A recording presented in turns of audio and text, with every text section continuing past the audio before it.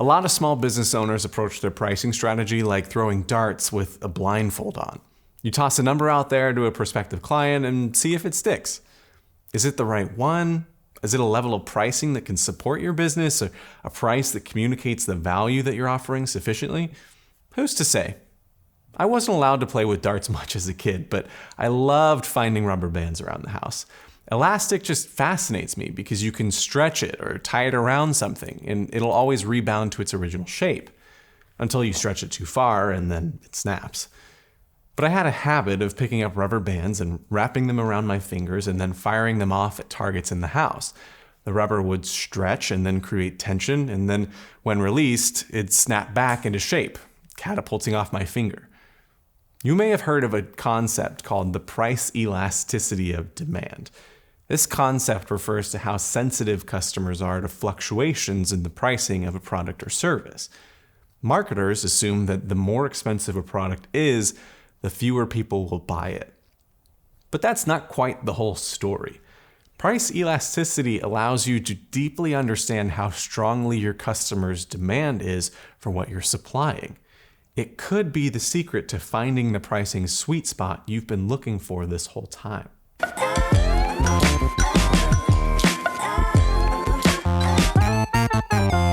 Welcome back to The Profit Plot, a podcast where we help small business owners unlock the story behind their profitable business by unpacking one complex financial topic at a time. I'm your host, Jeremy Millar.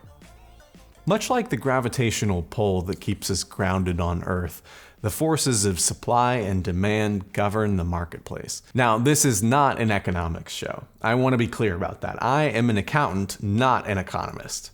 But understanding supply and demand can provide a significant edge for business owners looking to scale profitably. Today, we're taking a closer look at one half of this balanced scale, demand, and how it sways with changes in price. Let's imagine for a moment that you own a boutique coffee shop, a place where the aroma of freshly brewed coffee lingers in the air and the community gathers to enjoy a cup of quality brew. You currently sell a latte at $6 per cup, $7 with oat milk. You're thinking, what would happen if I decided to increase the price by $1? Would sales drop drastically, or would your loyal customer base not even bat an eye?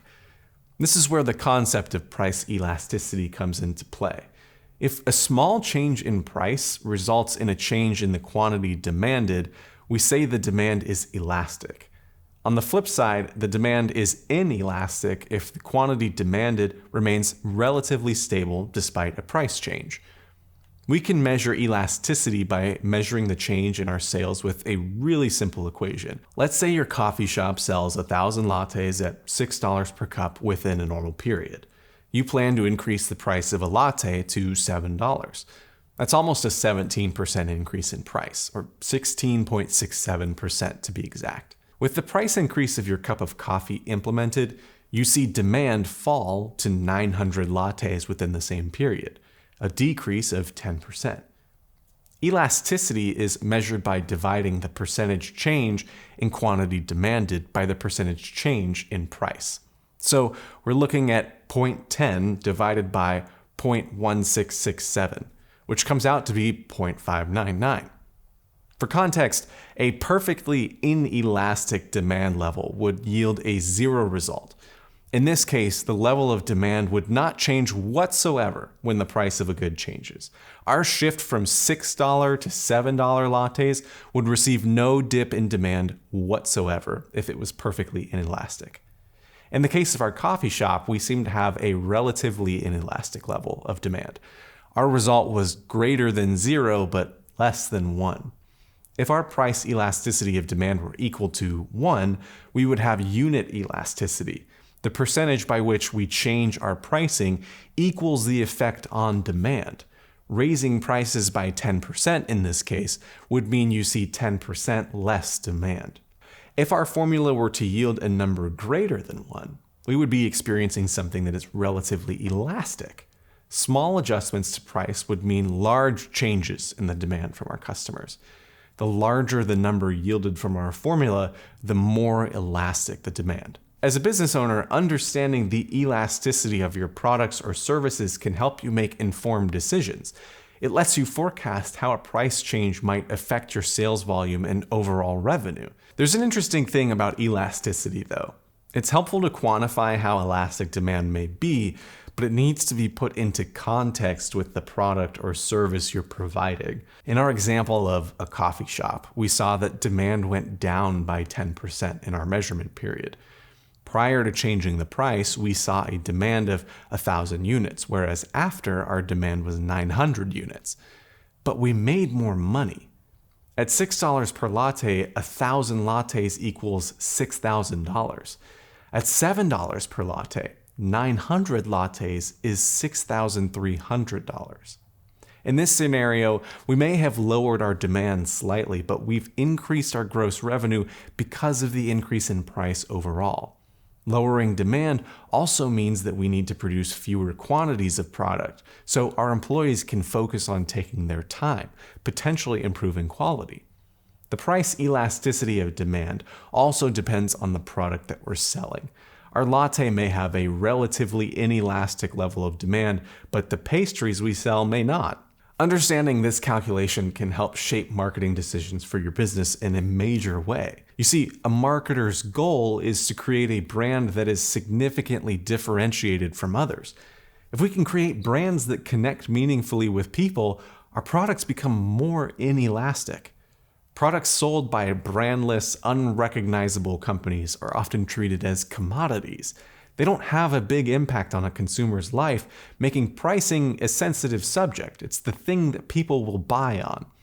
Ultimately, brands can move products from relatively elastic to relatively inelastic through our marketing initiatives by standing out in a market. And just like the rubber bands that fascinated me so much as a child, understanding the intricacies of price elasticity of demand allows us to stretch and grow our businesses without snapping the delicate balance of supply and demand. It's all about finding that sweet spot, that optimal stretch where your business thrives, maintains its shape, and continues to catapult forward in the marketplace.